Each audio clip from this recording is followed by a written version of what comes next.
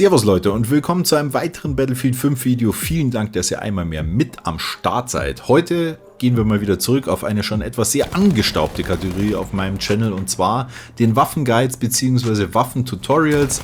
Ihr habt da immer die Chance, euch, ja, egal ob es eine Waffe, Flugzeug oder Fahrzeug oder Panzer oder whatever ist, zu wünschen, und ich schaue mir das Ganze dann ein bisschen näher an, gebe euch ja meine Meinung zu Spezialisierungen, wie verhält sich die Waffe und so ein Quick-Info, wie stehen die in Konkurrenz zu den anderen. Und so beschäftigen wir uns heute mit dem FG42, einem LMG der Versorgerklasse. Gruß geht an der Stelle raus an Knickkopf, er hatte sich das in den Kommentaren gewünscht. Der gute Mann, könnt gerne mal auch bei ihm vorbeischauen.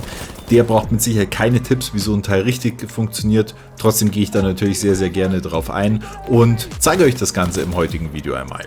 Beginnen wollen wir erstmal mit einem groben Überblick, und zwar das FG42 kommt mit einer 670er Feuerrate daher und spielt damit ganz oben mit. Gibt nur noch die Bar, die etwas drüber liegt mit 720.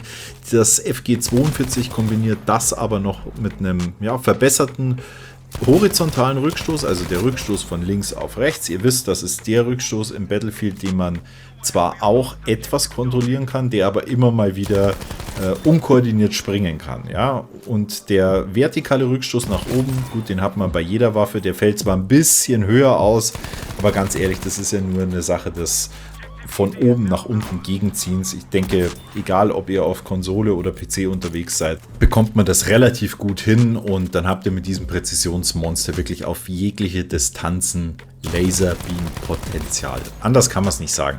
Weit, mittel, überhaupt kein Thema. Kurze Distanzen, klar.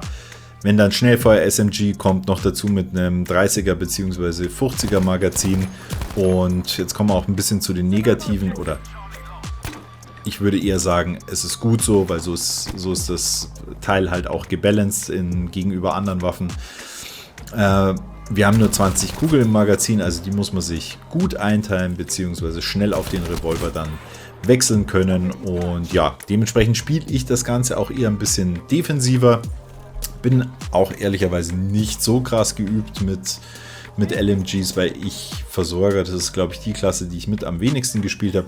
Trotzdem hier durch die Gegend zu lasern, das macht auf jeden Fall unglaublich Spaß, und ihr seht es an dem Graphen, wie hier die Schadenssituation ist. Wir schauen uns gleich noch die Time to Kill an, und zwar, wir machen auf den ersten Metern eben 25,1 Schaden und im Maximum auf jegliche Distanzen dann 15. Der Abfall hier ist hier sehr moderat, also da haut man auf jeden Fall noch jede Menge an Schaden raus. Und um das Ganze mal in ein Verhältnis zu setzen, habe ich mir die Shawshank ausgesucht. Ganz einfach, weil die mit 35 den höchsten Anfangsschaden hat, auch eine brutale Präzision hat, aber die langsam feuerndste LMG ist. Und das sieht man hier ganz gut. Also einmal Damage over Distance. Auf die entsprechende Entfernung sieht man einmal den Abfall eben von 25 auf 15 bei der FG42 und den relativ dramatischen Abfall von der Shawshank von 35 auf, was wird das sein, 23, 22,5, irgendwie sowas. Bullets to Kill, ich denke, den Graphen, den können wir eher vernachlässigen, ist ja ganz klar, weil die Schadensregulierungen unterschiedlich sind, braucht man natürlich bei der Shawshank weniger Kugeln als bei der FG42. Viel interessanter ist immer die Grafik der Time to Kill.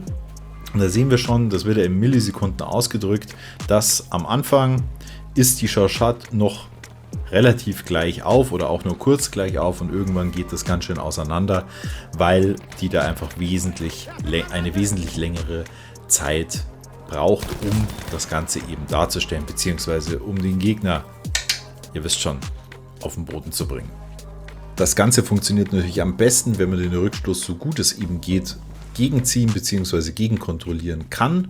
Wie das Ganze aussieht, seht ihr hier. Also ich ziehe wirklich nur von oben nach unten gegen, und wir sind nahezu auf einem Punkt, und wenn ich nicht gegenziehen würde, dann sieht man, dass der Rückstoß so leicht nach rechts oben geht, und das ist wirklich eben nur das Thema, was man von oben nach unten gegenziehen muss, und gerne auch nochmal tabben dazwischen, falls ihr mit dem vertikalen, sage ich schon, mit dem horizontalen Rückstoß nicht so zurechtkommt, wie der Rückstoß allgemein in Battlefield funktioniert. Dazu habe ich auch erst vor kurzem ein separates Video gemacht, verlinke ich euch an der Stelle, könnt ihr gerne mit reinschauen. Und natürlich ist es wichtig, dass wir in unseren Spezialisierungen insbesondere den horizontalen Rückstoß, sofern es dafür Spezialisierungen geben sollte, gegensteuern bzw. dem Ganzen entgegenwirken, um den wirklich so gering wie möglich zu halten.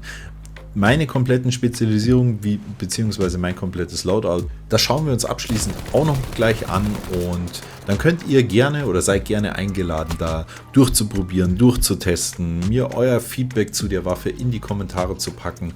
Auch nicht zu vergessen, solltet ihr noch eine weitere Waffe oder Fahrzeug, Panzer ETC oder Flugzeug für ein Tutorial, Quick Guide, whatever wünschen, sehen, dann immer rein damit, in die Kommentare rein spammen, denn nur so weiß ich natürlich, was euch taugt, ob euch die Formate gefallen, was ihr sonst noch so auf dem Channel sehen wollt, weil, da müssen wir ganz ehrlich sein, Battlefield 6 ist noch ein bisschen her, klar, im Juni wird dann einiges offiziell kommen, das kann man dann wieder etwas durchanalysieren, aber gerade für PS Plus Mitglieder, weil Battlefield, ich wiederhole es zum gefühlt 1000. Mal, ja aktuell Free-to-Play ist für alle PS Plus Mitglieder, also wer es noch nicht getan hat, auf jeden Fall sofort runterladen. Denke ich, ist es auf jeden Fall nochmal wert, da ein bisschen Arbeit rein zu investieren, und dementsprechend mache ich das auch gerne. Bevor wir jetzt abschließend, wie gesagt, auf die Spezialisierungen nochmal eingehen, darf ich mich an der Stelle natürlich as always bei euch verabschieden. Wir sehen uns auf jeden Fall zum nächsten Video bzw. zum nächsten Livestream. Haltet wie immer die Ohren steif und vergesst nicht, Donnerstag ist wieder Tides of War Livestream. Vielleicht baller ich dazwischen sogar nochmal einen extra Stream raus. Ich weiß, ich bin da immer groß in meinen Versprechungen und Einhalten, beziehungsweise eingehalten wird dann wenig, aber naja, ihr wisst ja, Zeit und Zeit und Zeit. Die braucht man halt dafür. In diesem Sinne, haut rein und bis dann, euer E-Team. Auf der ersten Stufe entscheidet ihr euch entweder für Quickscope, also schnelleres Reinzoomen, oder individuelle Schaft für die verbesserte Präzision beim gezielten Feuern in der Bewegung. Nachdem ich unten auch das 60% schnellere Bewegen ausgerüstet habe, habe ich mich in der ersten Stufe jetzt dafür entschieden. Plus auf dem rechten Weg ist, wie gesagt, der horizontale Rückstoßbuffer mit dabei, den ihr unbedingt braucht. Solltet ihr andere Spezialisierungen sehen bzw. testen, dann lasst mich das gerne in den Kommentaren wissen, und bis dann.